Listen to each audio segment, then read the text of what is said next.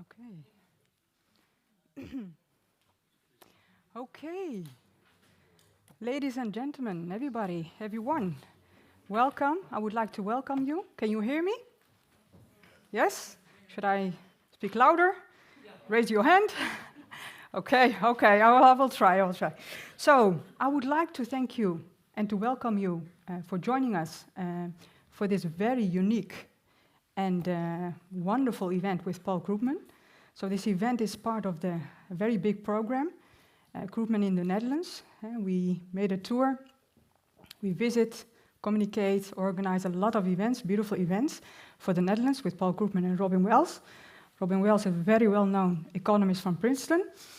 So we met a lot of captains of industry, policy makers. So we will have also a meeting with our Minister of Finance. And we also met, as I mentioned, a lot of students, Rotterdam, Leiden, Amsterdam, etc. So for today, as I mentioned, this is also a NIAS Lecture series, and I would like to welcome you also on behalf of NIAS, so the Netherlands Institute for Advanced Studies, and also I would like to mention also canary, so Royal Netherlands Academy for Arts and Science, and also eHero Erasmus University in Rotterdam, also on behalf also on universities of the Netherlands and the Regional Science Academy. And now I would like also to give the floor to Jan Willem Duyvendak, who is the director of NIAS, and he would like also to give a speech on what is academic freedom. And I would like to invite Jan Willem. Jan Willem, the floor is yours. You have 10 minutes, so sorry. Thanks. So also welcome on my behalf of NIAS. My name is Jan Willem Duyvendak, director of NIAS. In the past years, NIAS has defended academic freedoms, studied them, resulting in this book. I hope some of you know the book, Academische Vrijheid, Vrijheden in Nederland. But also, and perhaps most importantly, we practice academic freedom. We have a safe haven program in which we welcome 6 fellows who can do their work because of the situation in their home country. So each year 6 fellows arrive at NIAS, more recently from Ukraine and Gaza. But what is academic freedom? Why is it so important for science? When do scientists have enough of it? And when too much or too little? Who is responsible for protecting it? And from what dangers should it actually be protected? There's something remarkable about the topic of academic freedoms, especially when discussed within the Dutch context. No one will deny the importance of scientists being able to practice their work in freedom and independence. At the same time, there is also among scholars a lot of uncertainty about what exactly academic freedom means. In addition, many people know that academic freedom is under intense pressure in a large number of countries, from Hungary to Turkey and from the United States to China. But the Netherlands is also rather low on the academic freedom index. I will briefly discuss within the 10 minutes 3 questions. First, what is or what are plural academic freedoms? Second, what are the most important threats? And third, how to respond. Let me introduce those topics. On which concept of freedom is academic freedom predicated? Philosophy traditionally distinguishes between negative and positive freedom. The former is about freedom from interference, the latter about freedom to achieve self-development. Or more specifically, in their research, scientists should not only be free from external restrictions and opposition by government or industry, but also free to determine for themselves how to use their freedom within science. The former involves, roughly speaking, legal preconditions, and the latter, material conditions and resources. Nowadays, when academic freedom is spoken of, it's still often in one specific meaning, namely the negative right to be safeguarded from external interference. For example, by politicians or by donors. And indeed, there are good reasons to mostly focus on the negative side of academic freedoms, particularly this afternoon, since in many countries, even in strongholds of liberal democracy, we witness the rise of the radical right and populist attacks on the very foundations of academia. In response, various strategies are proposed to strengthen science legitimacy. Some advocate, in what I would call a somewhat populist reaction to populist attacks, for a broader public involvement in science. Consider, for instance, the Dutch research agenda, the Nationale Wetenschapsagenda, in which both citizens and politicians were deeply involved. Others seek to show how useful scholarly results are for society as a way to defend science, a strategy embraced, for instance, by the Dutch Science Foundation, NWO. I'm not sure these responses will be of much help. I believe that the value of science should not be assessed solely through a utilitarian lens. While certain outcomes may directly help counter society problems, this is neither inherently nor universally true for all forms of scholarly work. Much of the knowledge generated through scientific inquiry is not immediately applicable, nor should it be. By placing greater emphasis on the intrinsic value of research, we can help counterbalance a narrow focus on utility and bolster science resistance against shifting political winds and some very vocal citizens dismissing its science as just another opinion. Even though it may be tempting to withdraw within the ivory tower and to think about strongholds to defend academic freedoms, this is not enough. Not only are universities and institutes such as NIAS highly dependent on public money, and in the case of the US, on donors. We had Claudine Gay as the guest of the opening of the academic year, and she explains the threats actually by being dependent on donors. The threats to academic freedom are part and parcel of broader threats to democracy. Till very recent, we in the Netherlands had a coalition government in which the radical right party dominated, a party which has relentlessly attacked the free press, fully disqualified academia as woke, and accused the judiciary as being politically biased towards the left.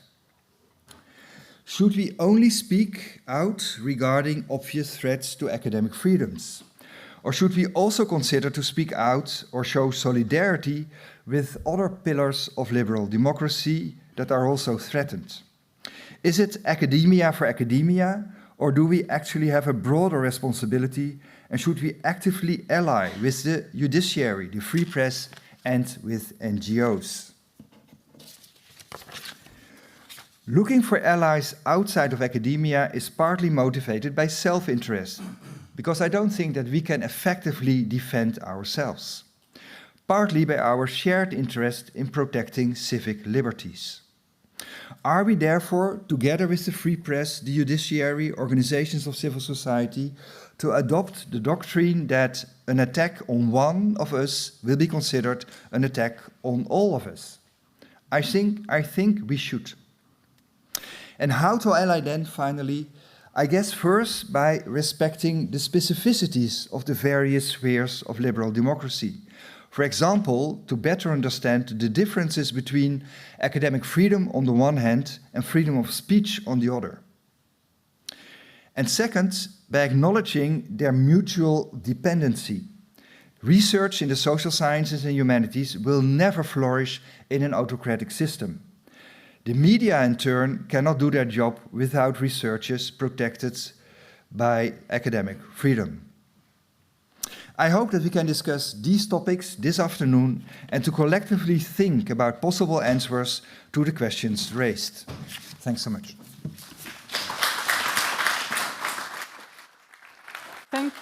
Thank you very much, Jan Willem. Very inspiring start for us. I would like now to invite Marjolein Dochterom, President KNV. Please, the floor is yours. You have also 10 minutes. And please, go on academic freedom under pressure. Yeah, thank you very much. And it's a pleasure to be part of this event today. Welcome to our guests. Also on behalf of the Royal Netherlands Academy of Arts and Sciences, this is our house. We've been here since more than 200 years. Not in this particular place, but in the old building. The Academy of Arts and Sciences in the Netherlands is a broad academy, so we house scientists from all fields of research, humanities, the medical research, social sciences, and the technical natural sciences. And I welcome you to our house also on behalf of our board. My name is Marjolein Dochterom. In my normal life, I'm a professor of biophysics at the Technical University of Delft, but today here in my role as president. And what I would like to use my 10 or now 9 minutes for is to present to you a report that we published earlier this year, and that's also the title, which is called Academic Freedom Under Pressure. And maybe to start, of course, as an academy, promoting the quality and integrity of scientific research is an important part of our mission, so we have a constant interest for academic freedom. What does it mean? As Jan Willem already explained, how are we doing in the Netherlands? What can we do to help safeguard academic freedom? And as a result of that, the only permanent committee that we have in the academy is the one that we call the Committee for the Freedom of Scientific Pursuit. So André Nolkemper, a professor at the University of Amsterdam, he's the chair of this committee, not in the room today, so he would be the best person to present this report to you, but I'm also very honored to do it. And this committee has existed, I don't know exactly how long, but for quite a while. It's also responsible for dealing with threats to academic freedom in an international context, but also writes reports about what's happening in the Netherlands. And in 2021, for example, we published a report with the help of this committee that we called Academic Freedom in the Netherlands. And this was more not an analysis of how we are doing, but giving a definition and what does it mean, what is academic freedom, and also what is its, what about its limits. Academic freedom very clearly comes with responsibilities, otherwise you cannot really claim this academic freedom. So that was a report in 2021. And since then, quite a few things have happened, and that made us decide to analyze how we are doing in the Netherlands again earlier this year. And this started with several, it was already mentioned by Jan Willem, indices, international indices, giving the impression, and I think the right impression, that academic freedom in the Netherlands is under pressure. For example, there's this global academic freedom index that comes out, I think, every year. But since several years, and this goes back all the way to 1900, so it's not very easy to see, but in the last 5 or 6, 7 years or so, the number is really going down. And of course, this is a lot of information boiled down into one number, so it's also not so easy to find out exactly what it means, and this is what we asked the committee to do. How should we understand this decline? What are the reasons for it? It's not just this number that has been declining. We also have the University Autonomy scorecard, and again in 2023 we only scored 46% for academic autonomy, which is, if you look at the rank of a total number of 35 higher education systems in the Netherlands, it's number 29, so not very good score. Then we also have the European Parliament Freedom Monitor, which every year reports on how academic freedom is doing in the European countries. And there, last time it was monitored, we were really in a below average level of academic freedom. So what does this mean? That's what we asked the committee to do, and they looked at what is the information behind these indices, and it's not so easy because it's a combination of qualitative and quantitative measure that gives rise to this index, so you have to really read through it to be able to understand where is it coming from, and it's not always entirely clear, but they combined this international report with also some internal documents that appeared in the last years. One was on the intimidation and threats against scientists in the Netherlands. So there's a monitor that keeps track of how often this happens, what are the incidences, what are the measures taken, and based on this information was combined with the international reports. And then there was one commissioned by our minister, the Ministry of Culture, Science and Education from the Netherlands, which was asking about self-censorship. So how free do scientists and scholars in the Netherlands feel to communicate in public about their work, and why? And also there was clear that depending on the sensitivity of the topic, there were some issues. So all of this then led to our report, which was published earlier this year. The title is Academic Freedom in the Netherlands. It's a response to current developments and threats. And the conclusion of this was that indeed academic freedom in the Netherlands is under pressure. And what we do in the report, and I don't think it's available in English, but the summary is available in English, to list what are the reasons that this academic freedom is under pressure, and also comes with some recommendations to our knowledge institutions, to ourselves, to the government. And I will not take too much more of your time and just list the 4 lines along which academic freedom in the Netherlands is under pressure, declining. And the first is simply to do with the funding and management of research and teaching. So an important example, and this does come clearly out of these reports, is that the amount of funding available for curiosity-driven, completely independent research that comes without specific requirements in terms of topic or goal is declining, and the recent cuts by the current or former, government did not help. So that limits the freedom of especially also young researchers to choose topics that they think are important to our society. But there's also a big discussion. We have a political discussion about limiting the language in which we can teach our students, which is part of the freedom to teach. Then the very second important topic is the intimidation of researchers. I already mentioned that. It restricts their freedom to communicate their findings to the general public. And again, specific groups like young researchers and also female researchers suffer from that not in an even way. And that's something to worry about. Then there's restrictions arising from measures regarding third-party collaborations, which are sometimes warranted and sometimes okay. And this is, for example, with researchers from other countries. There's a current strong focus on knowledge security, also among our policymakers, and not only in the Netherlands, also elsewhere. And we should really take care that we find the right balance between academic freedom, which says you should follow your academic instincts, but also the responsibility of the scientific community as a whole, for example, for our national security, but also other ethical considerations. And then the last topic that came out, and that's recently also increased, it's what in these reports is called campus integrity. That's the buzzword for that. It has to do with tensions within the academic community itself, especially on sensitive topics. It's very important that teachers and students feel free to express their viewpoints, even and especially when they disagree with each other. So these are the 4 developments, let's say, that worry us, and we will continue to monitor this in the future. And again, if you want to know more, you can find a bit more information in English on our website. So thank you very much.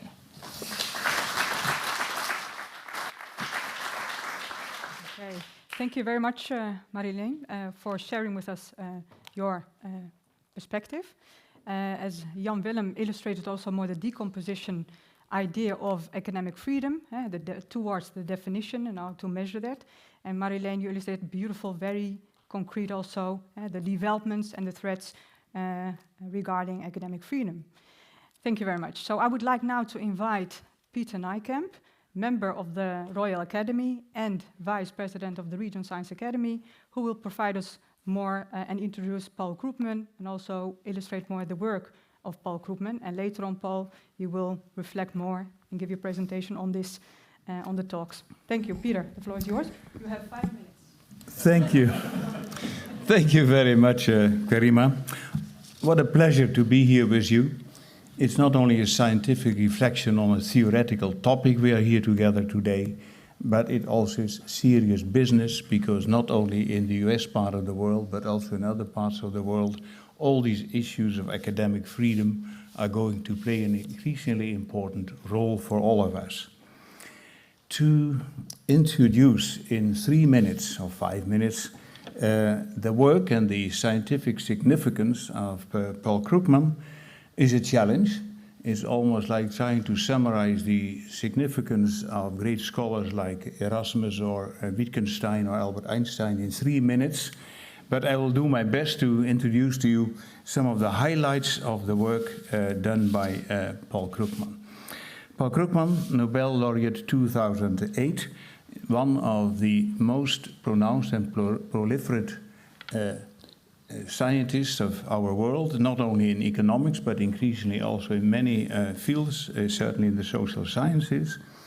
And over the years, he has become an important spokesman of clarity in science. Some of you may have read some of his recent contributions. Everyone can understand it. So there's a clarity which is also important in our scientific mission, and he takes the freedom also to make things very, very clear. Paul Krugman is since beginning of this year partly affiliated with the Erasmus University in Rotterdam. He was here in May, and he is now here this month, and he will come back in the beginning of next year. So we try to build up some sort of a more structural cooperation between great thinkers and the Dutch academic system.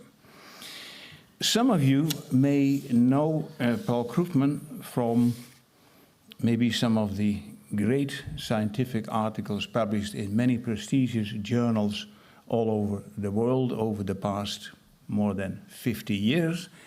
Others might know him from his textbooks, written together also with his wife, Robin Wells, also with us. She is a well-known economist from Princeton. And thousands of students all over the world have used and have read their textbooks on microeconomics, macroeconomics, and trade and agglomeration theory, and many other topics in the broader field of social sciences.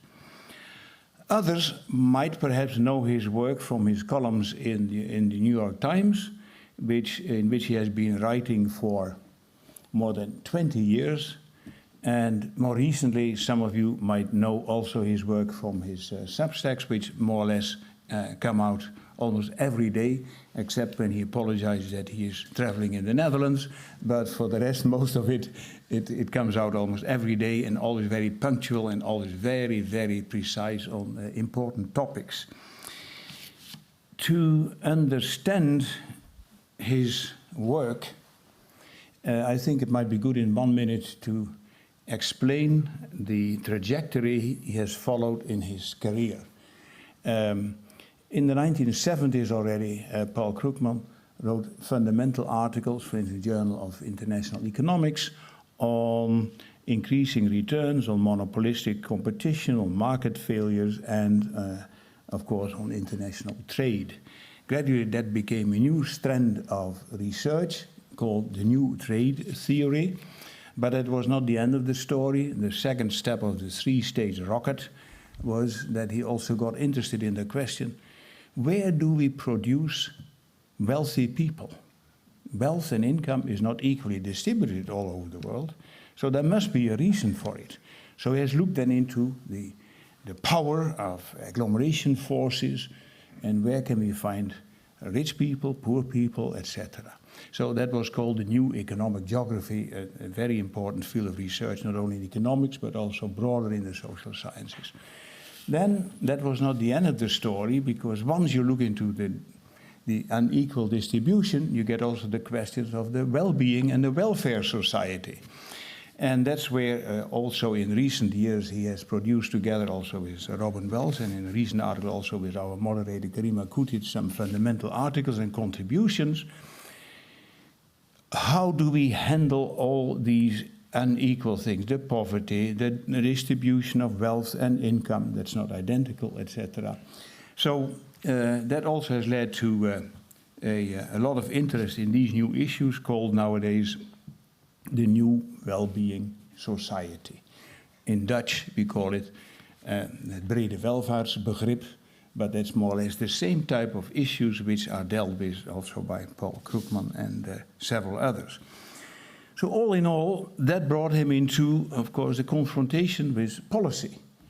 And of course, the current policy in the US is a great natural laboratory for doing some further fundamental thinking on how come.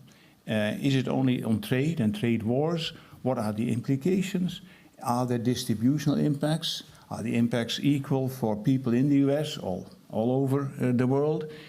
And gradually, of course, you look then into the question, if there is a situation of political autocracy, can someone decide what should be done? Not only on import tariffs and on drilling of oil, but also on science. And what we have seen in the meantime, of course, this has clearly and fundamentally affected almost all American universities. And of course, you might say, well, nice, that's the US, it does not affect us. But some of you will certainly know we have many postdocs from our Dutch universities working in the United States. Where do they stand at this moment? Do we have to get them back to the Netherlands? What will happen? And even then the next question, is it possible to create a free haven? Jan Willem was talking about NIAS as a free haven. To create a free haven, maybe on a temporary basis, for people, not only from the US, by the way, who might look for another scientific haven. So we are talking here about serious business. It's not only anymore the scientific reflections theoretically on what is academic freedom. It is now very serious business, and we see this also in Europe. Hungary is a good example, and the question is, how far will this go? Will it affect us? And I'm very happy that we are with a whole group of experts, but also people who are scientifically interested in really the big challenges of our time. Having said this, very nice, Paul, to have you with us, and I'm so happy to give you the floor.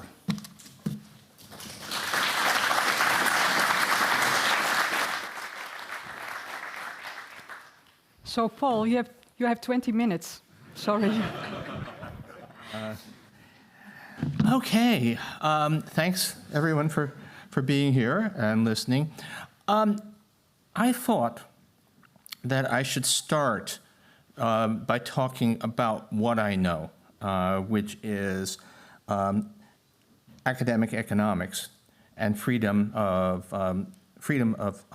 thought in academic economics, which I think has, and I'll explain, it turns out that there's a lot of relevance, I believe, to the entire scientific enterprise. So as you, if we have hard scientists in the room, you may actually not be entirely sure that economics counts as a science. We try. What is true is that even in normal times, even in better times for academic freedom, politics has always been interested in economics. There has always been a great, politics is to a large extent about things like how much shall we tax the rich and how much shall we help the poor, and economics has a clear bearing on it. That doesn't mean that that economics in the academy is a highly politicized subject. It's actually far less political than you might imagine. Peter mentioned that Robin and I have a textbook, and it is the third best-selling principles book in the United States. The first best-selling book is by Greg Mankiw, damn him, and Robin and I are clearly center-left in our personal politics. Greg is center-right, or what used to be center-right in his politics. He served in the Bush administration. There's not a lot of difference between the textbooks. There's a difference in emphasis. We certainly devote more time talking about income inequality than he does. But fundamentally, the field is surprisingly technocratic and apolitical within the academy. That's not true of every subfield within it. It's not as pure as we might like, but it's there really is a lot less politics in the way you make a career in academic economics is by doing what people consider interesting research, not by being a political loyalist. And in that sense, at least, it is like a normal science.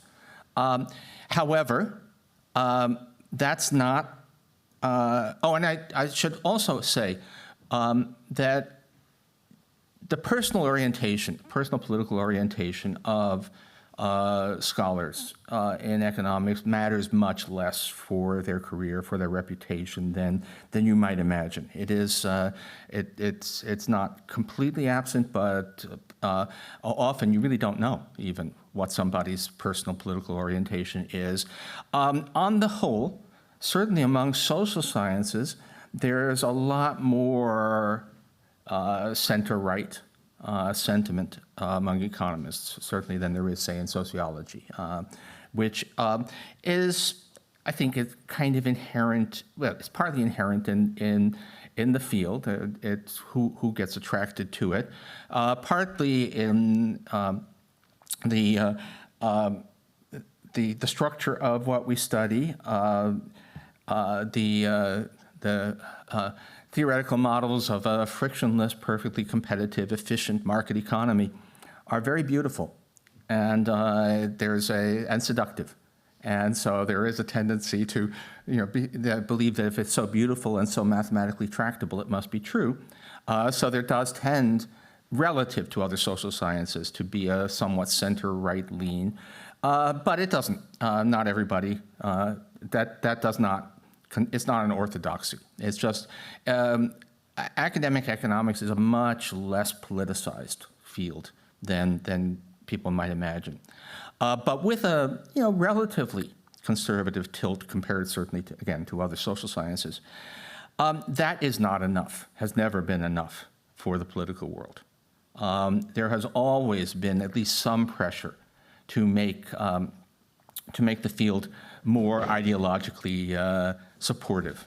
If you may have heard the famous book by William F. Buckley from the 1950s, God and Man at Yale, and which was a bitter attack on the academy. And there were two complaints that he had about Yale. One was that it did not teach Christianity, and the other was that it taught Keynesian economics. And Keynesian economics, is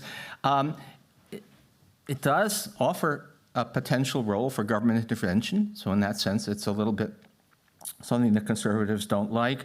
But it's right or it's wrong.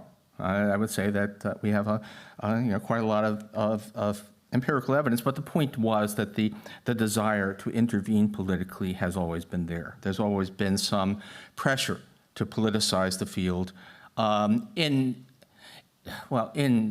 In the United States, and I would say pretty much throughout the Western world, that pressure has come primarily from the right. There have been times when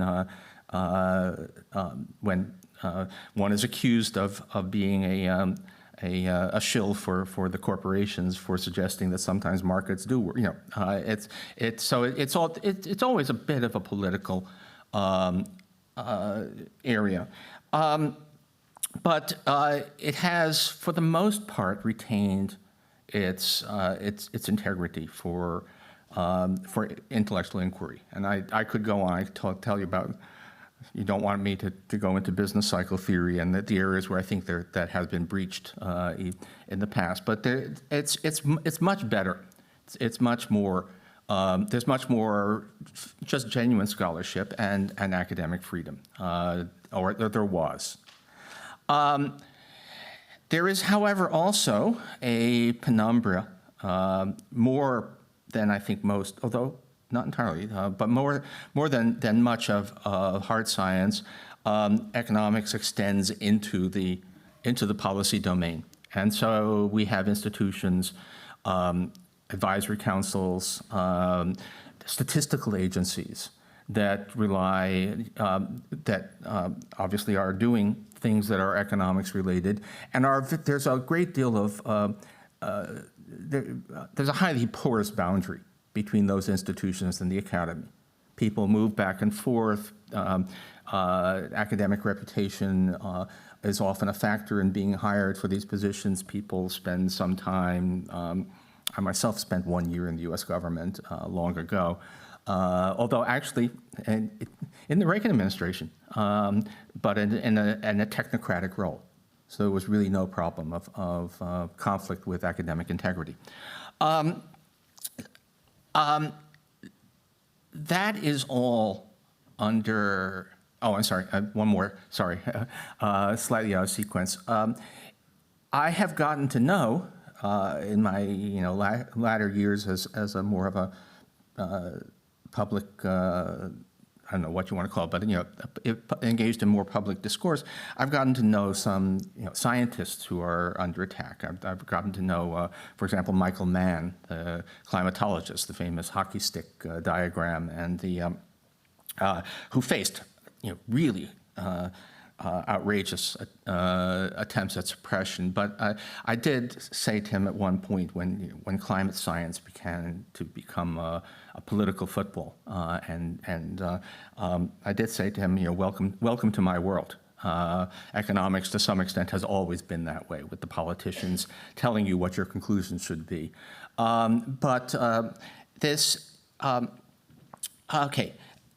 This has always been a constant, but we have, until very recently, been very successful at keeping at least the academic side of the field relatively free from that. So if somebody asks, where does, which prominent economics departments have supply-siders, the view that tax cuts pay for themselves, which prominent departments have people holding those views on their faculty? And the answer would be none. There's actually been absolutely zero, despite the fact that this has been more or less the official doctrine of one of our two major parties for 40 years. It has had made no inroads in the academy, because we're at least scientific enough to know that if all of the evidence says that something is wrong, we do not accept it. And so that has been good, but the pressure is always there. And what is really striking now, and this is where what is different about autocracy that goes beyond the ordinary politicization, is that it's not simply that there's an ideology that you're obliged to follow, but in fact, it's not stable. If you were to, so you could say, okay, the right side of the political spectrum demands that academic economics should celebrate free markets and be against any kind of government intervention. That would be bad in itself. And as I said, we've been surprisingly successful at not allowing that to take over the academic field until, who knows what happens now. But more than that, you're obliged to believe what may be ever-changing views. So if there's one thing that economists, academic economists, where you would get sort of 95% agreement, it has been on the virtues of free trade. But right now, the leader says that you must believe that tariffs are wonderful. So you have to constantly follow the twists and turns to be a good citizen of the current ruling political party in the United States. That is extremely detrimental to the enterprise of trying to study the economy. And what you've seen, and this actually goes well before the current presidency, what you could see already was that what the political, the new political establishment wants is they don't want researchers. They don't want people who are serious. Economics as a field has a lot of, as I said, there's a relatively large number of center-right individuals. There is quite a few, and seriously,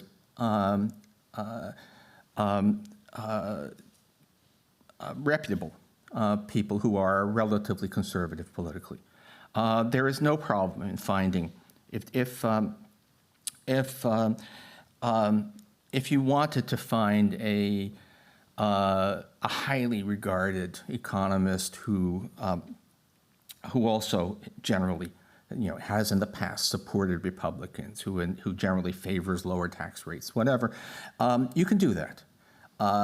Maybe I'm not sure if you would know names, but for example, there's something we use in central banking. People constantly talk about the Taylor rule, which is a rule of thumb for setting interest rates that was devised by John Taylor, very, very excellent monetary economist who also happens to, in the past, have been very Republican. And I'm reasonably certain that Taylor spent years waiting to be asked to become chairman of the Federal Reserve. Never happened. Because they don't want scholars. They want hacks. There we have, I guess, maybe a really revealing instance right now is, as you may know, one of the mainstays of actual ongoing real-time economic analysis in the United States is we until yesterday, basically, we had the best statistical agencies in the world. I'll be enough of an American chauvinist to say that. The Bureau of Labor Statistics is better than anybody's comparable organization, has always been headed by a reputable professional economist, often very highly regarded. Recently, the president fired the head of the BLS, the commissioner, because he didn't like the numbers that they released. They showed weakening job growth, and so clearly it must be a personal attack on him, and is attempting to install someone else. And you don't want to know more, but it's aside from the fact that he has a, let's say, interesting social media history, has zero professional reputation as a pure political hack. But that has been the case now for at least 20 years, that only hacks are wanted. And I think it's not simply that somebody with a professional reputation might also turn out to have a professional conscience and be unwilling to say things that are clearly not true. In fact, my year in the US government, I worked directly under Martin Feldstein, who was an old school center-right economist, conventional Republican. And look, I mean, he and I had differences in our values, some cases differences in what we believed about how the economy works, but within the realm of civilized discourse, he became persona non grata within his party because he insisted on actually telling the truth as he saw it. And that is where we have gotten to. This will not stop. This is economics. Economics, again, a lot of people think that it's a fundamentally political subject, which really it is not in the academic world. But what we've discovered, and I think this is probably where I should be winding down, there are no safe havens. Autocracy is not simply, that we happen to have parties of the right in power. That's something that is bad or can be unfortunate, and particularly if they try to enforce an ideology on the academy, that's really bad.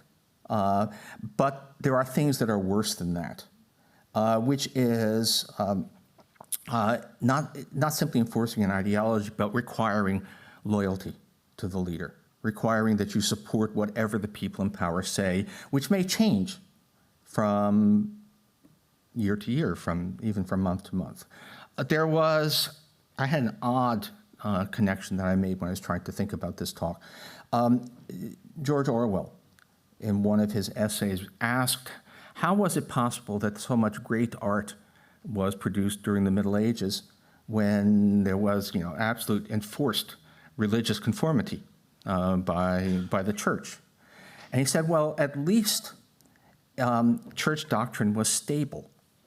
You knew what was allowed, what was not allowed, and it was possible within those constraints to produce great art. The trouble, why do autocracies, their artistic output is always dreadful, it's always kitsch. And a lot of that is simply because nothing is safe except praising the leader. This is where we are all going if we continue down this autocratic trend.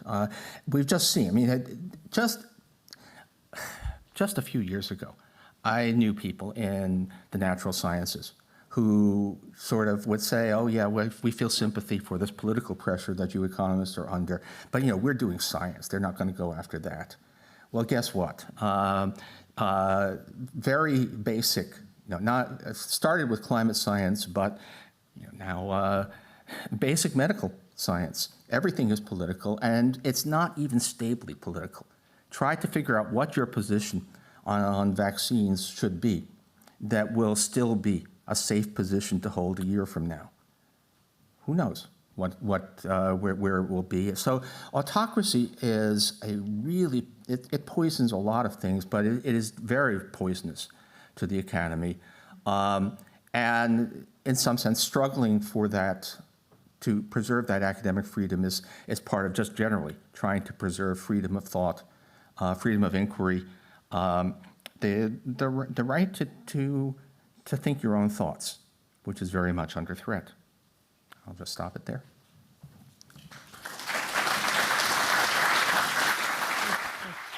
Can you wait a little bit? Okay. Thank you very much, Paul. So the truth, to be or not to be, reflection, very concrete examples on academic freedom. Thank you very much, Paul. Before I go to the next speaker, I would like also to invite you for 1 or 2 questions to Paul or Jan Willem or Marilene for the moment. Some questions? Don't be shy. No? Okay. Then if there are questions, we will come back to it. I would like now to invite Caspar van den Berg, President of Universities of the Netherlands, on the role of universities, a reflection on that. You have 10 minutes.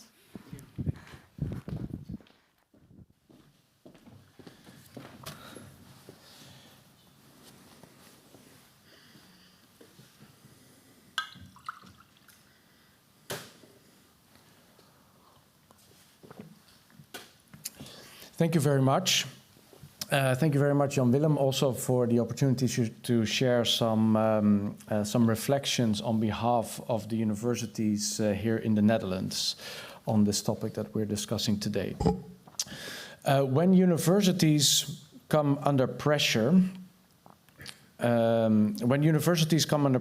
it is never only a problem for scientists. It is a sign that society as a whole is at risk. Free science and universities are the canary in the coal mine of democracy. If free science is vulnerable or is made vulnerable, it is a measure of where we stand in terms of our freedom, our security, and ultimately our civilization. We see this today, as has already been mentioned by other speakers, where in countries where political autocracy is advancing. Just as with the media, the judiciary, the arts and satire, once free science is marginalized, further restrictions on freedom usually follow. The breathing space of society is constrained, and that pattern is sadly both centuries old and very current. In these brief reflections this afternoon, I want to take 3 steps. I want to say a few words about what at the universities of the Netherlands we understand with academic freedom, what it actually means today, and especially what responsibilities it entails. Next, I will turn to the criticism that authoritative thinkers and commentators have recently expressed about universities and how we can understand these through two dimensions: academic self-assuredness and societal responsiveness. Finally, I will show that what in my view is required of universities, of university leaders, of politics and of society to secure and strengthen the position of free science. But let's first return to the basics. Too often, academic freedom is discussed without a clear definition or delineation, and that doesn't help the debate. What precisely is academic freedom and what responsibilities does it entail? Academic freedom is often misunderstood. It is not simply the freedom to say anything, like the freedom of expression. It is, as the Leiden University report on academic freedom of last year states, the freedom to research, to teach, and to publish without inference from outside, provided it is done according to the rules of careful, honest, and verifiable science. In his KNW Academy Lecture of 2023, Peter Paul Verbeek emphasized that academic freedom is a public value, a collective good that can only exist if we as a community actively protect it. And perhaps most importantly, academic freedom in fact entails more responsibilities than freedoms. For researchers, the responsibilities of care, integrity, openness, and criticism. For university leaders, the duty to create space and also to guard boundaries. For universities as a whole, the task of creating a culture in which these freedoms can flourish. The idea in some parts of politics and society that academic freedom is a license for academics to say whatever they like without accountability is therefore a serious misconception. In reality, academic freedom is precisely an obligation to greater accountability than ordinary freedom of expression. Scientists must constantly test, substantiate, and expose their claims to criticism where most ordinary citizens do not. And even though we know that academic freedom is always freedom within bounds, it is under considerable strain in today's public debate. Let me mention a few relevant critiques. Steven Pinker recently warned in the New York Times that universities undermine their autonomy, undermine their authority when they become an ideological monoculture and lose themselves in internal politics. He emphasized that academic freedom requires pluralism. A university that makes no room for diverse perspectives undermines its own legitimacy. Closer to home, Mark Bovens recently argued in het Financiële Dagblad that practically educated citizens in the Netherlands often feel excluded because policy and public opinion are mostly shaped by academics. Universities thus contribute to a gap that undermines democratic legitimacy, he says. And Thomas Schillemans argued in the Volkskrant just last week that universities are places where the left cosmopolitan perspective strongly dominates. In this way, he says, they risk losing their own plurality and confirm the image of a closed bastion, Schillemans says. And these are people from within our own academic university. And even if these critiques may not be beyond dispute, I take them not as hostile attacks, but as valuable mirrors. Their analysis show how important it is that universities avoid slipping into defensiveness and self-isolation. They remind us that public trust in universities is not self-evident. Put bluntly, if we are publicly funded organizations and if the imaginary average taxpayer can no longer clearly see your public value, we have seen how quickly we can become vulnerable. Now, these are criticisms that reach us almost on a daily basis. And the above observations are in fact symptoms, I think, of broader patterns. And those patterns can, in my view, be understood along two distinct dimensions. The first dimension is the degree of academic pride or self-assuredness of the academy. And the second one is one of openness, connection, responsiveness to wider society. Together, they form 4 quadrants, and manifestations of each quadrant can be seen in history and in the present, and I'd like to show them here to you. On the top left, you could say we see high pride but low openness, a type of university that is or can be seen as elitist and closed. German universities in the 1930s were world famous and prestigious, but in some way they shut themselves off from critical dissent and allowed themselves to be instrumentalized by the state. The result was intellectual impoverishment and, to some degree, moral decline. The dismissal of Albert Einstein in 1933 and his flight to Princeton stands as a symbol of the academic decline of that time. At the bottom left, we see low pride, low openness. That means a university that makes itself small and closed off. In the final years of the Soviet Union, fear and self-censorship reigned. Universities no longer believed in their own relevance and at the same time did not dare to open themselves. Young researchers knew that it was safer to repeat an old orthodox theory once more than to present an original idea. The result, irrelevance and collapse. At the bottom right, we see low pride and high openness, service-oriented but colorless.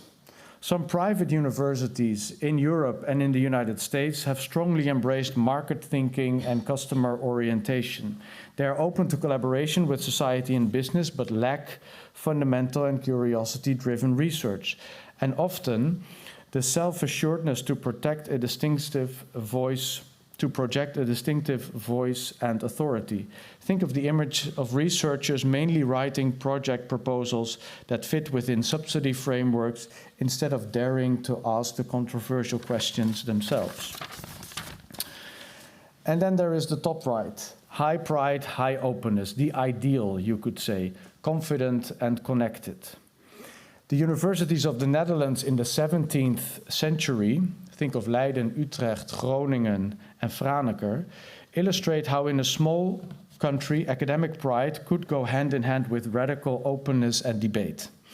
They produced their own talent, Van Leeuwenhoek, Huygens, Grotius, and thanks to the tolerance here that was absent in Catholic Europe at the time, they also attracted the sharpest minds from abroad, Descartes, Spinoza, Locke.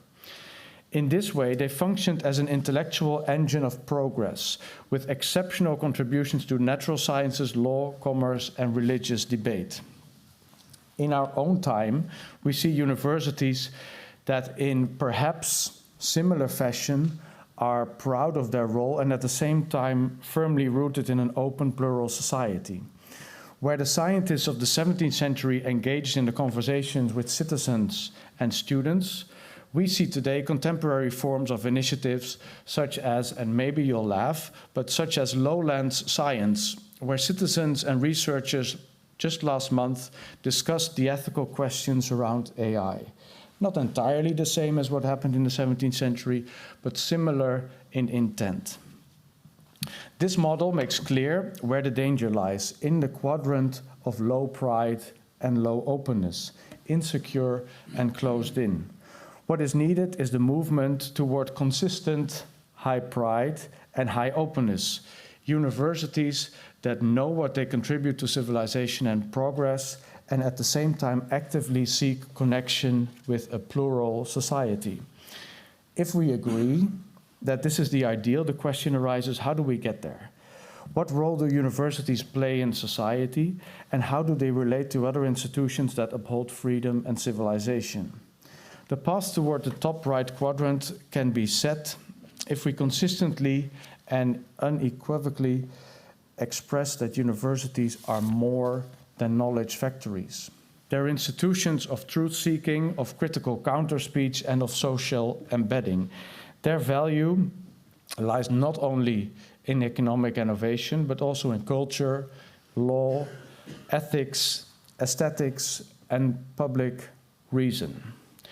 Our universities help society as a whole to move forward. Think of medical science that developed vaccines and antibiotics, and in doing so saved millions of lives. Think of universities that contributed to the development of international law after the Second World War, in Nuremberg and later in The Hague.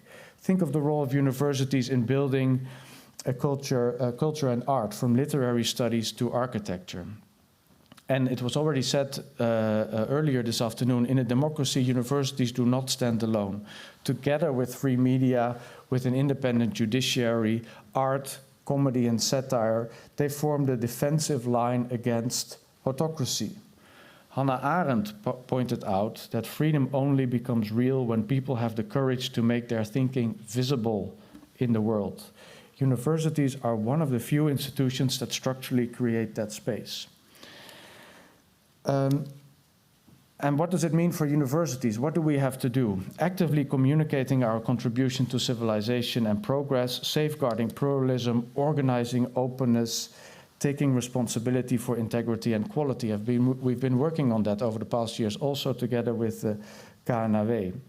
And university leaders have that difficult task of creating space and offering protection, even when it's very uncomfortable. But universities cannot do this on their own. It is the responsibility of politics to guarantee stable funding and respect for autonomy, so that universities do not become playthings of short-term interest. And it's up to society to recognize that universities represent the public value, and that the critical voices are sometimes uncomfortable but always necessary. And this, to conclude, returns me to the question I began with. What kind of society do we want to be, and what role do the universities play in it? And ultimately, it's more than just about the university, as I started. It's about the society that we want to be. Without academic freedom, there is no free society, and with no free society, there can be no university. So we have to be proud and self-assured, and it also means that we have to be, I think, mildly combative, prepared to defend facts and evidence, and not to give in to relativism and complacency.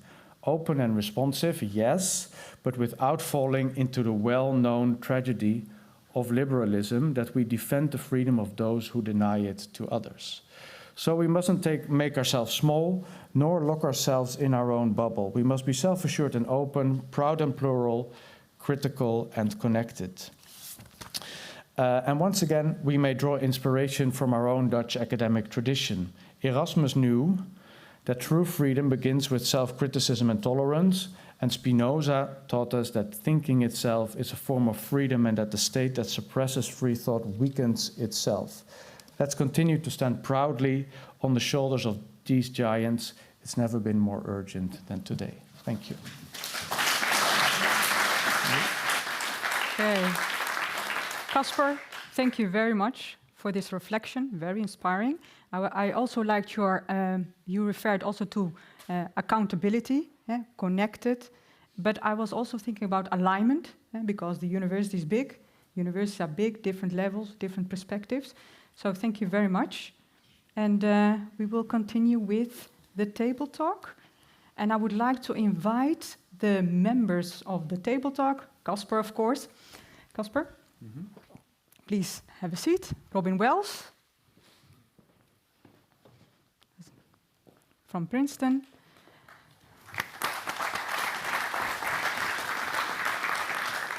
Robert Dijkgraaf, our former Minister of Science and Education.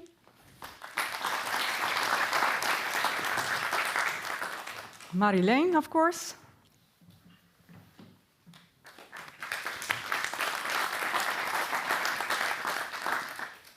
Jan Willem.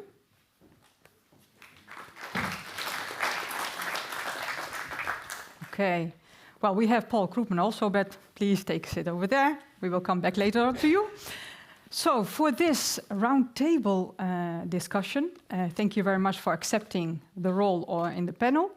After the presentation of Paul Krugman, Marjolein, and of course Jan Willem, and the talk of Caspar, we prepared a few questions, but the questions are not in an order, 1, 2, 3, just questions, but I would like to invite you to reflect on the presentations, the discussions, but also perhaps if you would like to zoom in into one of the questions. So I would like to start with Robin Wells, please. You have, let's say, around 7 minutes. I want to speak extemporaneously because not knowing very much about the Netherlands, I wanted to listen to what people have to say and then reflect on my experiences and any analogies and any warnings I see from my background in the US. But before I start on that, I just wanted to say I had a flashback today. In May, we were visiting Padua, one of our very favorite places. Don't tell anybody because we don't want it full of tourists anymore. But at that time, Paul gave a lecture at the University of Padua from the room that Galileo lectured from. So there was a sort of flashback of, sort of returning to a cycle in which there are the structures of autocracy which are trying to suppress freedom of thought and inquiry. So we're back at that times again, at least in the US. Mm-hmm. So we're very thankful to be here and for Karima and Pieter to make that possible. So let me talk for a minute about what I see in the US. Paul and I have both seen, we're very, very intensely involved in that, and what differences and what dangers I could see that means for the Netherlands and for the EU in general. First of all, I want to say that although, as Paul said, there has always been a history of politicians wanting to corrupt what economists may have said, the level that we're seeing now is completely off the charts. And I think if I can trace back to where that comes from, I think it is something that is within the body politic that we as scientists, as economists, did not pick up the severity of. And that is basically a situation in the United States that's had a series of severe shocks over the period of time, from what we call the China shock, which severely dislocated a lot of people in the job market, many of them men in manufacturing. And because of the geographic spreading out of the United States, that resulted in what we call left-behind regions. And those left-behind regions, because of the political structure of the United States, ended up having a lot of political power. Those shocks, along with things like COVID, along with the financial shock of the financial market distress during the Obama years, created a sort of underwell of deep grievance and feeling of victimization, which I think as we as economists, tending to look at that rather clinically, did not quite take on board the political dangers that created. And also, I think, underestimated the extent to which other parts of the society would become vulnerable to that. So I think that is one thing to take into account, that when you have a society that is subject to great shocks, that people look for a certain level of security, but they often look for what they consider scapegoats. And I think what happened in the United States was the right was very adept at creating scapegoating in order to exploit the sense of grievance that came up in society. I think for many of us in academics, we would be shocked that we would become scapegoats because we feel that we contribute greatly to society. So it was a great shock for us to see Claudine Gay University of Pennsylvania, MIT, Columbia being vilified in that way. But I think also what it pointed to, and I think some of the other speakers have mentioned, is the sense among society that we have become elitist, that we are out of touch with the concerns of regular people, and that their problems, their dislocations, their fears, their uncertainty is not reflected in academics. So I think that one warning is that academics need to, in some way, somehow, make it clear to society at large that we are in touch with what they are going through. I think also in the United States, one thing I would say that I feel that is probably different from the EU is that we did not have a good system for addressing that, for addressing that huge increase in income inequality, a huge increase in the feeling of dislocation. So hopefully here, you will not be subject to that, but it's a warning that that can happen. I think also we fail to recognize the long-term planning on the part of the right to undermine the academia. And I'm speaking specifically about Project 2025, which is, as I see some heads nodding, you know what that is. It was a collection of,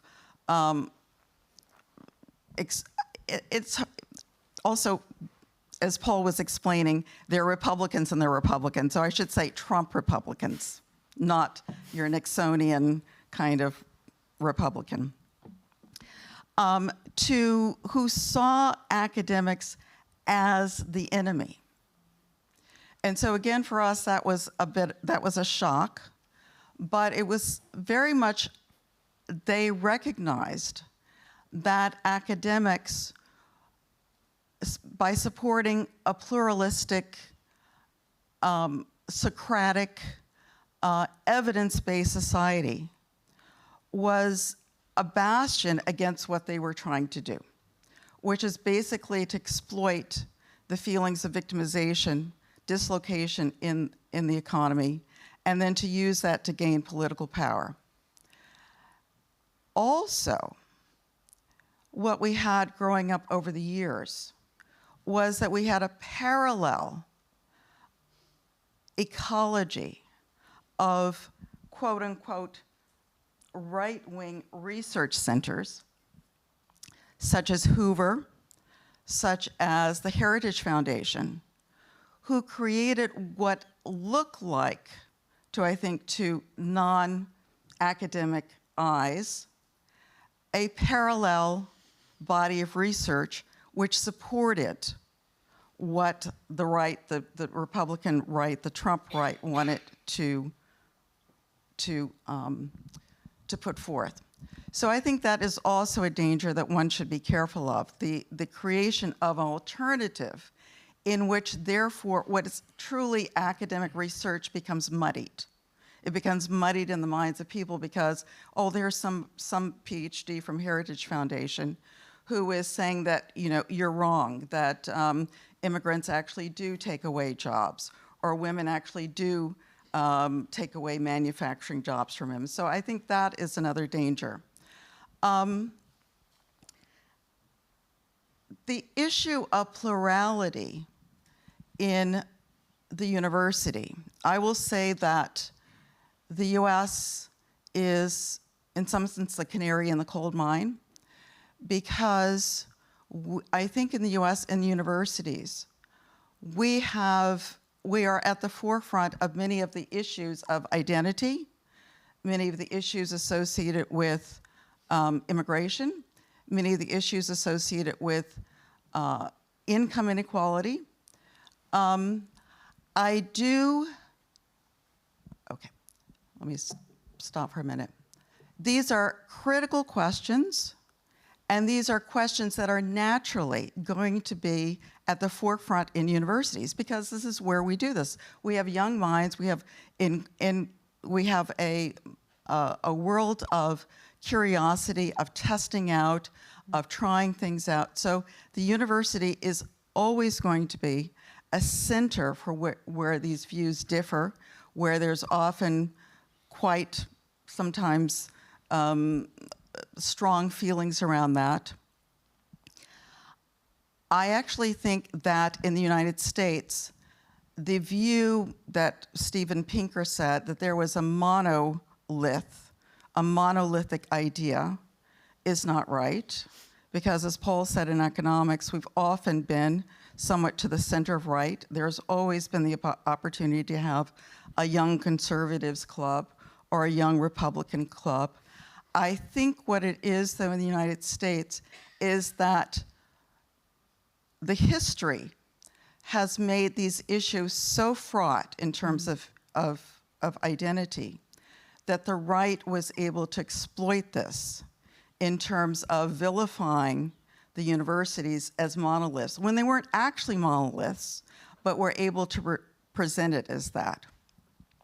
So I think that is another danger that the EU should be cognizant of, is finding a way of clearly stating, clearly showing that all viewpoints are respected, but that you have a way of assuring that no one is dehumanized in the process. That's where the line is drawn, is when the dehumanization starts. I think to sum up, I would say that, as the director said at the beginning, the university needs allies. And I think where the US was caught short in a way is that we were so confident of our position in society that it came as a great shock to see the kind of vilification that's going on. I think also within the universities, economists talk about the concept of collective action. This was a collective action problem because the Trump Republicans knew how to pick off certain parts of the society, the universities, then the law firms, then the research institutes, then the government agencies, then the Bureau of Labor Statistics. So be aware that it's very easy to make things fall piece by piece if there's no common view of maintaining this integrity of research, this integrity of a pluralistic society. Okay, thank you very much, Robin. Thank you. Very clear. So, Robert, it's your turn. 7 minutes. Okay, so you can reflect on Robin or other presentations or the questions. Well, thank you. And I guess we reached the phase of the discussion where everything has been said, but not yet by everyone. So, but just to underline a few points that were made. So clearly, we see rising physical and online threats to scholars across the world. I think half the climatologists and virologists in the past years claim to have been harassed. We see these populist attacks on universities. In fact, in the Netherlands, I think we might be first. I've heard those voices of being accused as woke institutions, elitist institutions already in our own parliament. By the way, we also see an attack on empirical reality. And as you just said, you're often in the form of kind of fake science, very cleverly disguised forms of communications. Across the world, we see governments increasingly looking through the narrow lens of economic benefits at science. And a thing that wasn't mentioned, but international collaboration itself is also under attack, which is, I think, very much in the spirit of science, but the multilateral system. I want to actually raise one other point, is that these attacks and threats are not uniform. If you see what are the areas that are particularly under pressure, I kind of say it's exactly the areas that have impact on politics and policies. It's public health, it's climate science, it's scholars studying migration or social inequality. So in some sense, it is a reflection of Newton's third law, right? That every action generates an equal and opposite reaction. Science is much more, I think, pushing almost any, I would say, policy debate. And so this is kind of a response to that. And there's this kind of line that if you mix science with politics, you get politics. But I think that's kind of too easy. I think from our perspective, we have this kind of honest intention to provide scientific background for policy decisions. And we want politics, so to say, be more scientific, but then we are being accused of, as scientists, of being politicized. So how do we navigate that area? Because it's an easy prediction that science will have to have a bigger impact in the future because we know more, etc. So a little bit coming to your first question, what to do? Well, the first thing, actually one thing I learned from people working on other social issues is kind of push back against the pushback.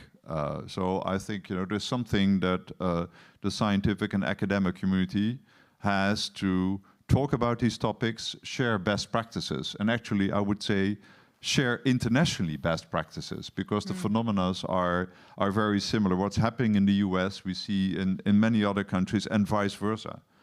A second point I think is, which I think many of you mentioned, is how do we establish what used to be, I think for almost 8 decades, this kind of social contract that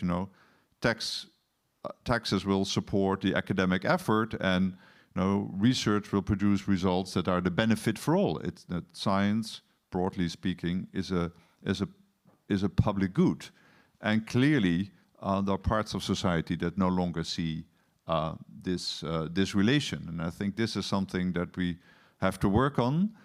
And in fact, the good thing is that we have many people within our scientific community who actually study this.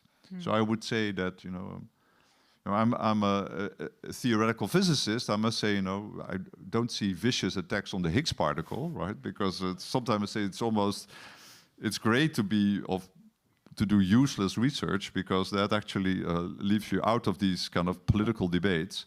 But I think actually it's scholars of science and technology studies have a lot to say about what we can do. So I feel these are also interesting questions that we can study, but we have to actually bring the various kind of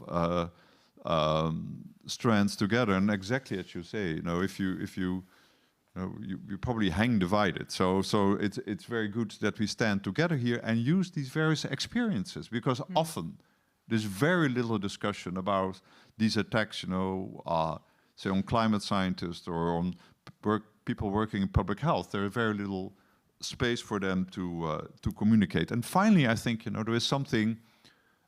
I really like the point that Paul made about the volatility of politics.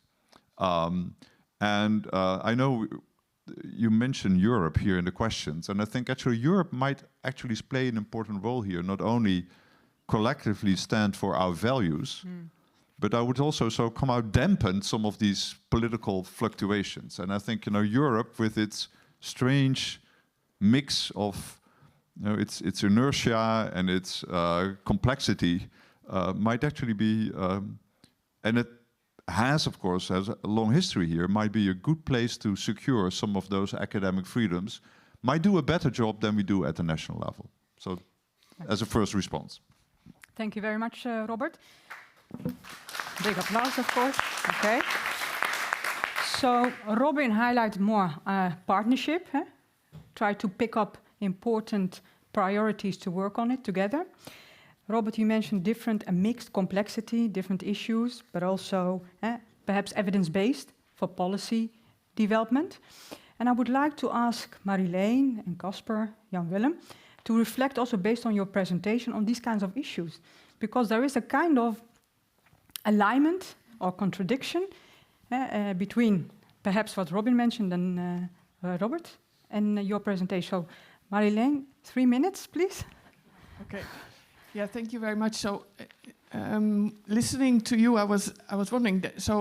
There's 2 things that we're discussing here. One is what you call the social connection between science and society? Are we really dealing with the problems that everybody feels are the important problems? And then the other thing what you describe is really a deliberate attack on the scientific system, which exploits this feeling. And I was just curious, after this initial shock, which we all saw happening also from a distance, we all have friends, depending on our expertise in the American academic system, we're so close. So we see all this shock happening, but also a delay, it seems, in forming bonds and getting together between the different. Do you think that besides, of course, connecting to society, which is something that we all should think more deeply about, and we have a task there, but how can we also push back when there's such a deliberate attack from people seeking power? Do you have views on that? If I'm allowed to ask a question. Absolutely. Robin, please. Well, speaking now, I do think that it's best to be proactive and take what's happened in the US as a sign.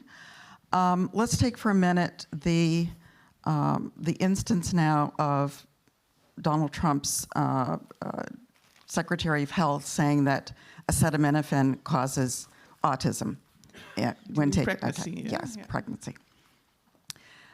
No scientific basis. All right.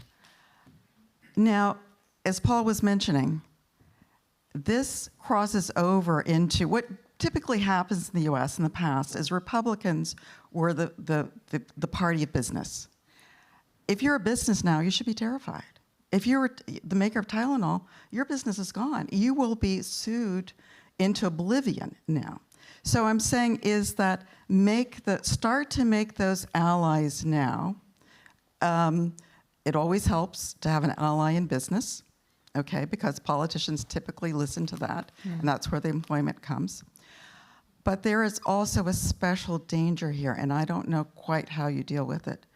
The reason why this is happening is because there has been an entire ecosystem of conspiracy thinking in the United States that we have not yet had a handle on.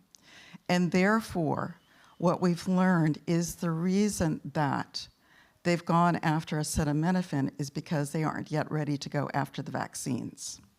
And this was a SOP. So I'm just saying, I don't know how you deal with that, but you need to be very careful about this ecology in social media, and sometimes it's native born, and sometimes it comes from outside agents. And I'm not being a conspiracy theorist, I think, to say that. Robin, eyewitness. Okay. Okay, Marilyn? Yeah. Okay, thank you. Caspar? I think, I don't know if this is... Yeah. I think the warning or the point that Robin just made, that we should be high on the alert. Things that are happening in the United States oftentimes happen over here in Europe maybe 5 years later. At the same time, I think we have a lot to reflect on of what has happened in our country in the past 2 years already. And one example just of this last week is a kind of a controversy that we had we're having between the University of Wageningen, which is the #1 agricultural university in the world, and the Ministry of Agriculture here, who commissioned a research project on the ecology of wolves in the Netherlands. How much ecological space is there for more or less wolf packs in the country? And what they came up with was something that wasn't what the ministry liked very much, and they just dismissed the quality of the research. It was badly understood, it was not useful, it was not in line with what was needed, etc.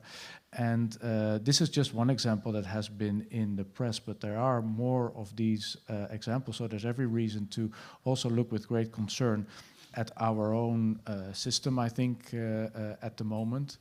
Other examples that I've picked up from the discussion here today is, of course, also the language issue and the discussion on internationalization, which has been very high on the agenda here in the Netherlands over the past couple of years. And I must say, not only instigated by political parties on the right or on the far right, but actually across the board. If you looked at the party manifestos of the elections of 2 years ago, and these are things that we really have to have a position on, so to say. And here it's the dilemma, so to say, on the one hand of being self-assured, pushing back, and on the other hand also facing the reality that the universities in the Netherlands are publicly funded, and that you need a certain level of societal and of political support in order to carry out your mission, so to say. So for us, it's a constant juggling between, on the one hand, making the point that that institutional autonomy is everything, that academic freedom is everything, and at the same time also having a durable position on the sense that can we explain to every ordinary citizen in this country that with the public funding that we get, we're doing the things that most people can understand, that's driving society forward in whatever way, not just in an economic way, but also in all the other types of ways that we've discussed. Thank you, Caspar. Jan Willem. Thanks so much for the things that had been said. There are many things to react. I would like to make 2 points, I think. The first directly connects to what Caspar just said. I think that it would be very interesting to think through his notion of openness, right? What exactly then is openness? More recently, within NIAS, we had a discussion about how can we keep, or how should academia keep appropriate distance from the government, appropriate distance from others who might be interested to finance academia, but also to get closer to the other pillars of liberal democracy, right? So if you have a spatial idea, like to be close to whom and to keep distance from others. And in the Dutch situation, that's very urgent, because historically in the Netherlands, universities, scientists have been very close to policymakers. And there's a lot to say about the positive role, but we are very vulnerable because we are so close to The Hague. And if there's another political majority there, we are extremely vulnerable also in financial way, right? So we have to rethink what is an appropriate distance to the government. And that is not only something that we hope that the other side will respect, but we have to think also among ourselves, and that's the first question, I think, how political should we be or not, in order to avoid that politicians come after us, right? So within the social sciences, let's say, there are quite some people who think that their personal political opinions are interesting, and to speak out, and not very clear whether it's based on research or it's based on their personal opinions. And I do think that our personal opinions, our political opinions, are really not interesting. Therefore, I'm not so sure whether the criticism regarding what's happening within Dutch academia at this moment, that it should be more politically plural, is actually the good way to go. I don't think that if you think about pluralism within academia, it should be about whether all political parties are represented. It should be about various forms of pluralism, but the least I'm interested in someone's really purely political opinions, right? I mean, particularly not in academia. As many of us have said, freedom of speech is not the thing that we should care for in academia. It's about academic freedom, and that's a big, big difference to make. And therefore, I'm not so I don't agree so much with what Caspar said about, and not to make it too Dutch, but the two important scholars that were recently criticizing what's happening in Dutch academia, Bovens and Schillemans, because they actually politicized what is happening in Dutch academia. Schillemans said sustainability, diversity, those are topics of the left. Those are topics of the left? I mean, come on. Those are things about human rights, about sustainability is for all of us, right? So the risk is that we have, or he had himself, a far too politicized idea that those topics are only of the left. They are not of the left, they are of all political parties. And last remark, yes, there is this anti-elitism, right? But that is not because the distance has never been so big. That is because the distance between the people who are practically educated and those who are theoretically educated have never been so small. And we just cannot stand the remaining differences. I like very much what Robert said about what he did as a minister. One of the two things he's proud of. That is that it is not horizontal anymore, but we have all kind of educational pillars next to each other without more meaning or more importance or more status attached to the one or to the other. We are not there yet, right? But the process is that we get less and less unequal and more equal doing different things. And the moment then you give in to this idea that, oh, but we are too elitist, that is not. We are not elitist so much anymore, and we cannot stand our own elitism. And therefore we are telling each other, oh, we should start teaching more in Dutch. But that is, why would you say that? I mean, that depends on the topics, that depends on our research collaborations, right? So we have the tendency to give political responses, populist responses to populist attacks. Yeah, thank you very much, Jan Willem. Robert also mentioned share international experiences. Could you reply also on Jan Willem reinventing or repositioning or reinvestigating universities, perhaps, please? Yes, but I want to say one word, if it's okay, about what Jan Willem was saying about the interface between the academy and politics, because I think you're quite right that what we can do from the academic world is provide views, provide very precise evidence, what actions will lead to what consequences. But my experience is that basically any problem in politics is some kind of a trade-off. So you have to make certain weight to certain aspects. How do you value, say, climate versus social equality versus economic growth? And these are political decisions, and very important that these decisions are made in politics and using democratic means. We haven't really talked about COVID, but it is a fact that COVID accelerated many of these. And you can't look at US politics now and not think that this had to do something with the pandemic that happened. And so there's also this issue, not only, are scientists, too politicized, but again, does the political system actually takes its responsibility? Yeah. And so I think that is something we see in many, many places. And I feel, coming back to your question about the international, I mean, one thing I've seen is that, within the academic world, we very openly talk about, our disciplines, our fields. But I think we should also talk about these issues. Yeah. And they are often national discussions. While I think, the insights that you get, in some sense, it's a universal problem, and I think, we should spend some small fraction of all our intellect to actually reflect upon ourselves. Yeah, thank you, Robert. You mentioned also the interface. It has to be based on partnership with a very common sense to make those kinds of evidence-based policy development, right?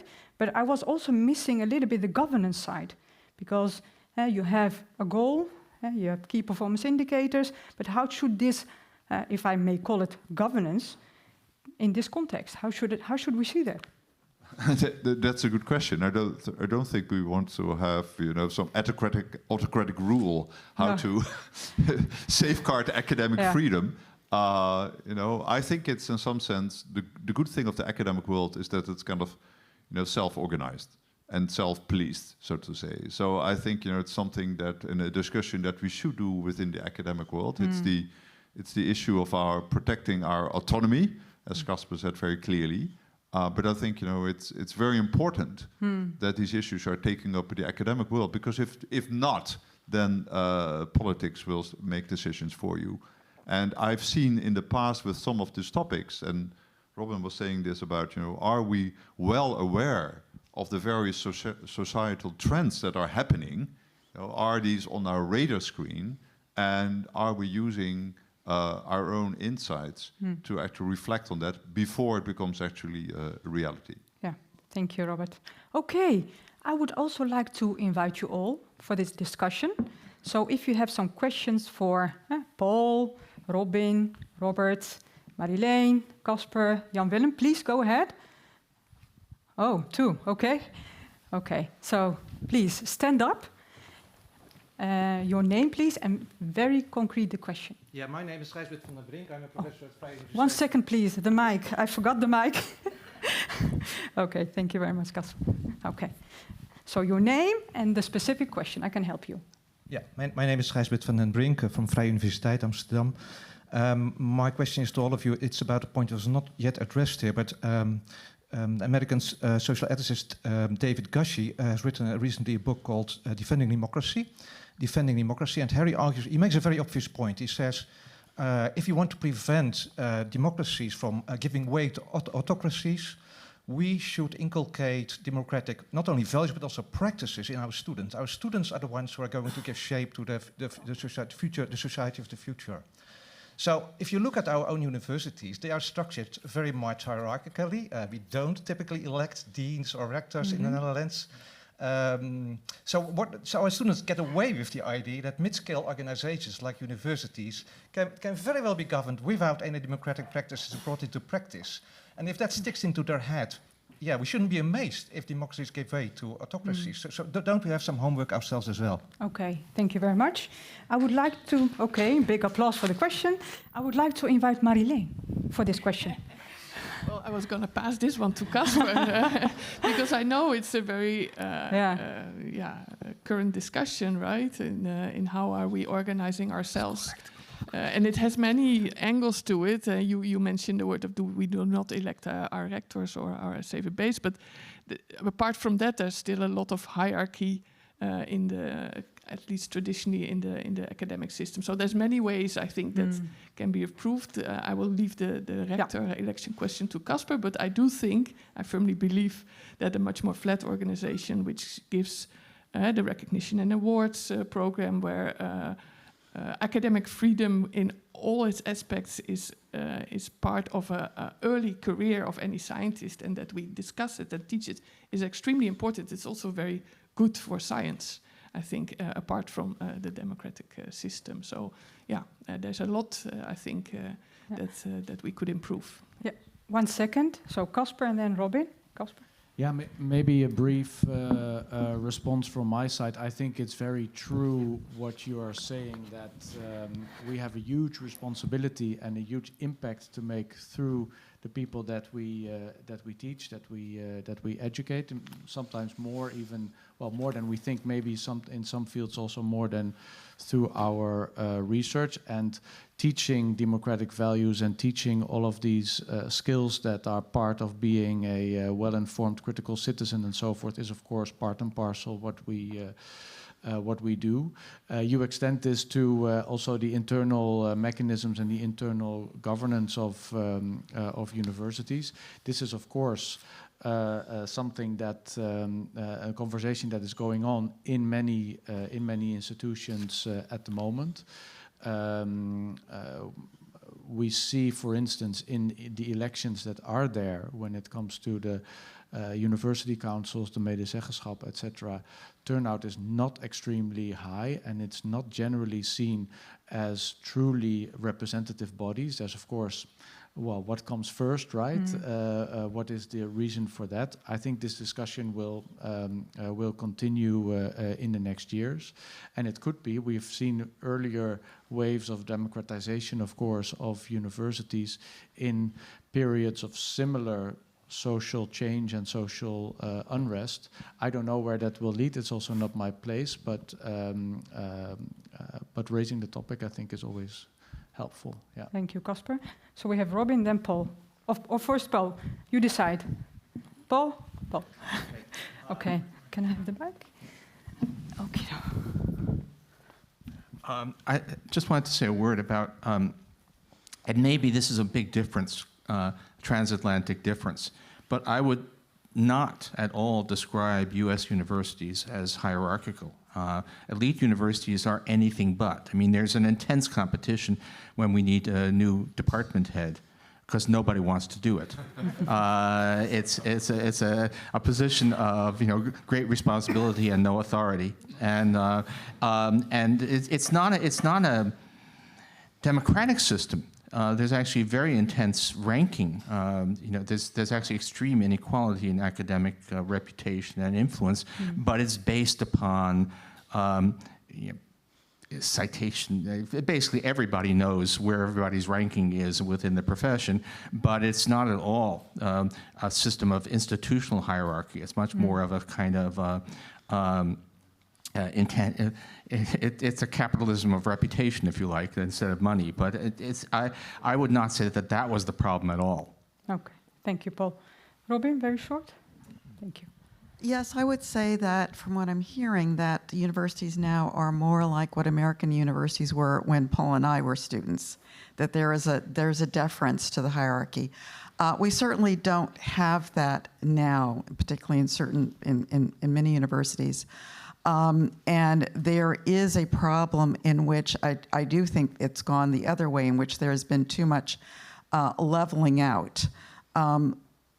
What I would say is that the best way to cope with that is I would think that as part of the process of bringing in new students, that there is some sort of program associated with what is respectful and legitimate speech, and not quite legitimate, but humanistic speech. That when there are differences, how do we address those differences? Because there will be differences. I mean, we just had an example in the United States where not just the faculty member, but the dean and also the president of the university had to leave because of a confrontation in the classroom over the teaching of trans and LGBTQ information. So that needs to be clarified so that you can probably, not to squelch the discussion, but hold it in a way in which it's not confrontational. Thank you, Robin. So that was one. I will take 3 questions, very short, because I need to wrap up together with Paul this session. So very brief, please. The mic again. Who has the mic? Oh, Paul. Okay. So very brief, please, so that we can get also other questions. So stand up, please. Your name. Okay, I will help you. I'm Venda Politiek from the University of Leiden. Yes, I'm sorry to I should pass my turn, or give my turn, because it's basically more of the same thing as my neighbor said. I think we should not only reflect on what's academic freedom, but also who are the scientists we want to protect.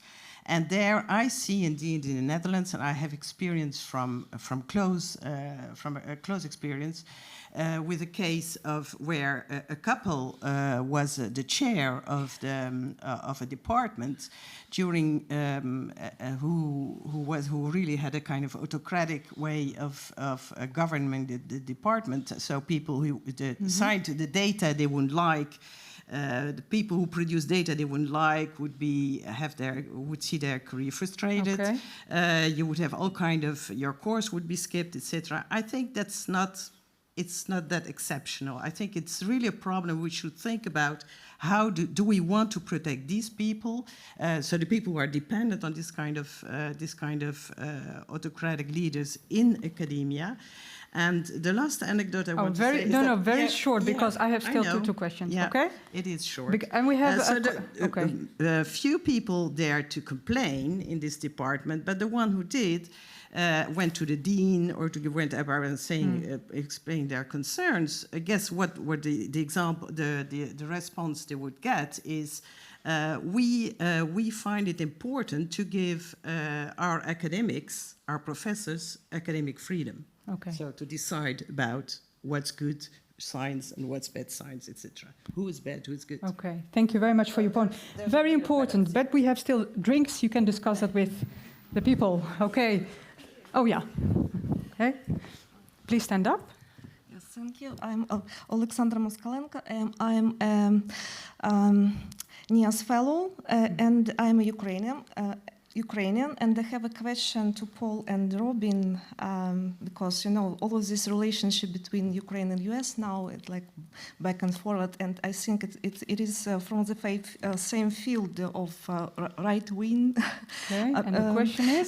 The question is, how do you see the balance between the necessity of economic centralization in wartime and long-run risks to slide into political autocracy and undermine of academic freedom and civic freedoms? Thank you. Thank you very much.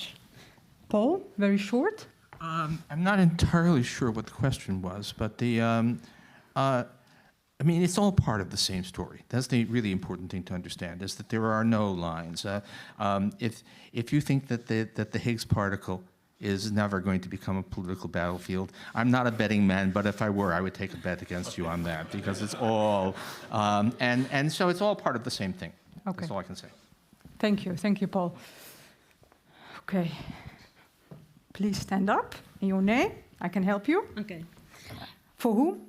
For whom? Actually, to Robert and Caspar, but everyone Okay. can also answer. My name is Anastasia Konstantina. I'm from Technopolis Group. It's a public policy consulting company. So we deal a lot, and the question is related to international cooperation and open science, strategic autonomy, and research security that you raised.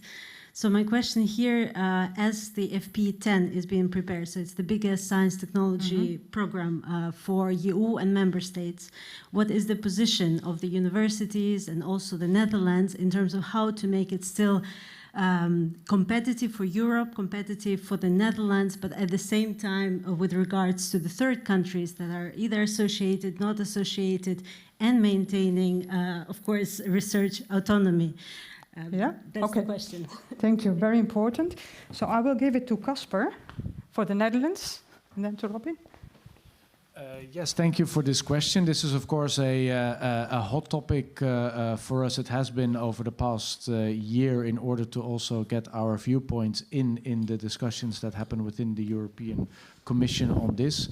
And, of course, two big developments we see is that lots of investments are being done in terms of European competitiveness, and lots of investment is being done in terms of European security. Both are important. Both are also domains in which we can contribute as universities, as research universities.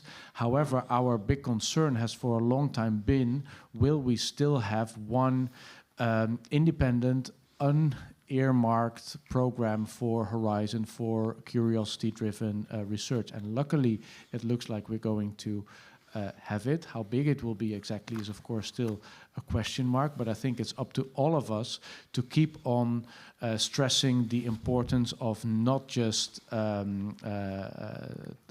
types of research that are that of course are scientifically very important and very good, but are a priori dedicated to some line of thinking. We need to safeguard unbound research, curiosity-driven research there, and it looks promising, but we can never. It's still a little bit of a question mark how significant, how large it will be. And we need to keep convincing also our national politicians that this is something that is hugely important in the long run for our own quality of our scientific infrastructure and our future. The present government is not very big on long-termism, so we have a lot of work to do there, and let's hope that the upcoming parliamentary elections are going to help us a little bit in the right direction there. Thank you, Caspar. Robert? Yeah, just to emphasize, this is a very important thing. It will set European policy for the next 7 years, which is a long period given the national political volatility. I think it's very important that not only the size of the program, indeed the current proposal is to have it at least as a freestanding program, but also the values that are underlying it. So there's also discussion now in the European Commission perhaps to have what's called the ERA Act, so to put some of this kind of, on paper what these values are. And your point of research security, because it's crucial, because again, that is a lens which looks very much, through that lens, we very much look now at the international collaboration. I think the main advantage of Europe is its openness and the fact that it actually has flexible partnerships. You know, not only the 27 EU countries, now we have 20 associate countries, perhaps soon 21, and there are many other candidates. So I think Europe has, in that sense, could have an expanding role in worldwide academic science, but it's very important that it keeps this right kind of balance between openness and autonomy. And whenever the discussion about autonomy is that in the Netherlands we like to say open autonomy, so very much with a also a view at third countries, because I think actually this is incredibly important. I would say actually that these kind of values are in the end the ultimate selling point of the EU framework program, because I think actually they are not only great to have, but I think as everybody's saying, they actually give rise to excellent research. Thank you, Robert. Last question, very short. During the drinks, we can ask them many questions. So, your name? My name is Cesar Tabas, and I wanted to ask both Robin and Paul how we can design an institutional framework to avoid depending on whether politicians decide to allow academic independence or not. Thank you. Okay. Dat was Robin, eh? Or Robert. Robert or Robin? Robin and Paul. Robin. Well, I give Paul the last word. So. I don't know. I really don't know, because the problem is that how do you fund basic research?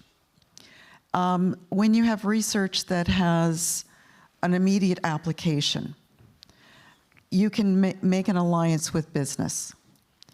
But when you have basic research, that, at least in the US, has had to be done via the federal government, and I assume that that's the way that it's done here in the EU. You can try to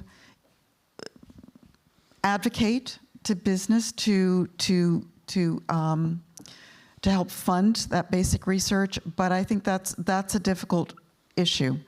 I do think, though, looking at what's happening in the US, I believe that's an outlier, that I don't think that you're in any danger of something that drastic happening here because of our particular history, because of the events of the last 20 years.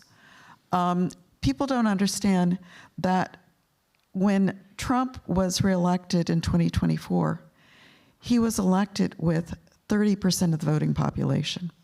He's not, and his policies are not popular. What we're going through now, I think, is a period of destruction. It's going to be difficult to turn that around until the next election.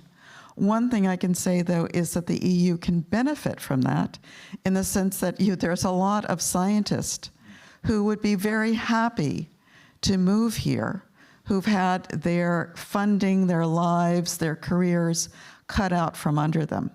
And a period of 3 to 4 years of recovery till we have another administration is a very long time.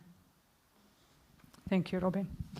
Okay, I would like to ask our panel members, our table talk discussion, your key message in one sentence.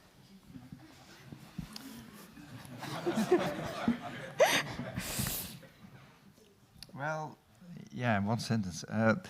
I think it's good that we discuss what we expect politicians to do and rather not to do, and to behave better and not to politicize science. But there is also the task for us as scientists to think about what is our role and not to politicize science in a way that we actually open the door for politicians to interfere. Thank you. Okay, Caspar. Yeah, I think stand up for science, connect to society, and find your allies. Thank you. That's very short.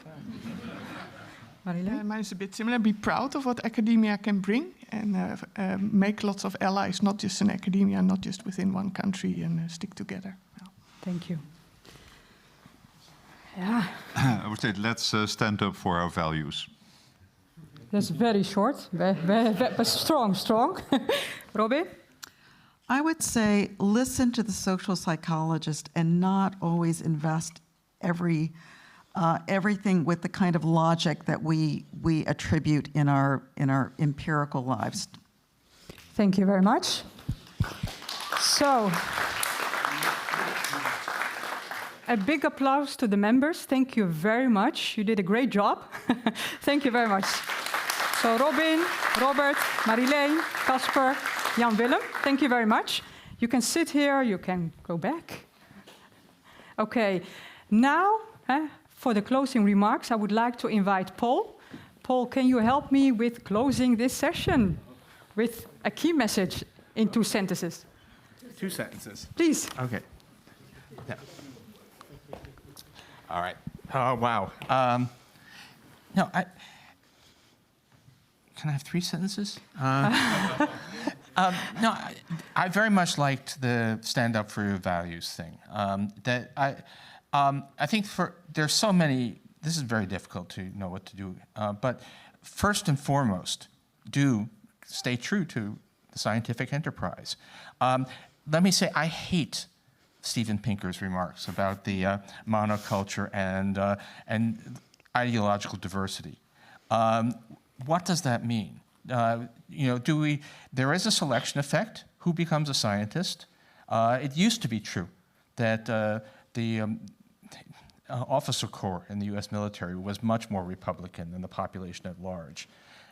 Nobody said we must have 50% Democrats among our army officers, right? It was the kind of person, but it's not true now, by the way, because our officer corps is actually very professional and intellectual, and they hate what's going on as much as I do. So it's a selection effect, and also what counts as ideological diversity? Should every biology department have someone who's a young Earth creationist on its roles, right? So you should focus on values and process, not outcomes.